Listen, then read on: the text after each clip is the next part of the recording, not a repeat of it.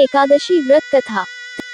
धर्मराज युधिष्ठिर कहने लगे कि हे जनार्दन, आपने सभी एकादशियों का विस्तार पूर्वक वर्णन कर मुझे सुनाया, अतः अब आप कृपा करके मुझे अधिक मास के शुक्ल पक्ष की एकादशी का क्या नाम है तथा उसकी विधि क्या है, इन सब के बारे में बताइए। श्री भगवान बोले, हे राजन, अधिक मास में शुक्ल पक्ष में जो एकादशी आती है वह पद्मिनी कमला एकादशी कहलाती है। वैसे तो प्रत्येक वर्ष 24 एकादशियां होती हैं। जब अधिक मास या मलमास आता है तब इनकी संख्या बढ़कर 26 हो जाती है। अधिक मास या मलमास को जोड़कर वर्ष में 26 एकादशियां होती हैं। अधिक मास में 2 एकादशियां होती हैं, जो पद्मिनी एकादशी शुक्ल पक्ष और परमा एकादशी कृष्ण पक्ष के नाम से जानी जाती हैं। भगवान कृष्ण बोले, पुरुषोत्तम मास में अनेक पुण्यों को देने वाली एकादशी का नाम पद्मिनी है। इसका व्रत करने पर मनुष्य कीर्ति प्राप्त करके वैकुंठ को जाता है, जो मनुष्यों के लिए भी दुर्लभ है। हे राजन, ध्यानपूर्वक इस कथा को सुनो। हे मुनिव, पूर्व काल में त्रेयायुग में हैहय नामक राजा के वंश में कृतवीर्य नाम का राजा महिष्मतीपुरी में राज्य करता था।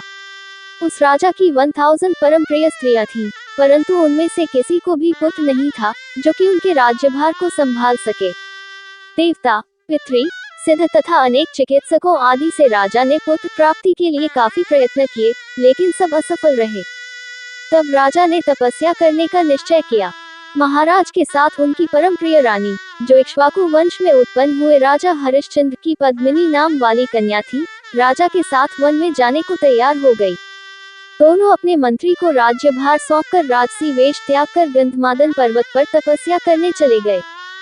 राजा ने उस पर्वत पर 10,000 वर्ष तक तप किया, परंतु फिर भी पुत्र प्राप्ति नहीं हुई।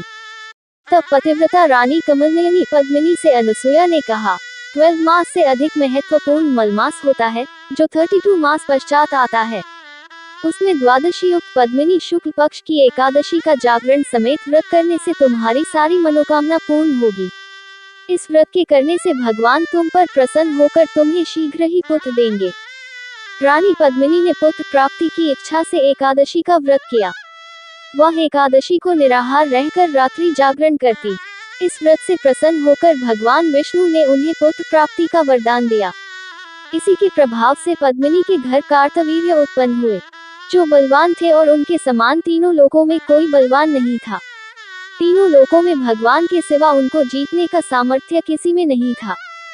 सो हे नारद, जिन मनुष्यों ने मलमास शुक्ल पक्ष एकादशी का व्रत किया है, जो संपूर्ण कथा को पढ़ते या सुनते हैं, वे भी यश के भागी होकर विष्णु लोक को प्राप्त होते हैं।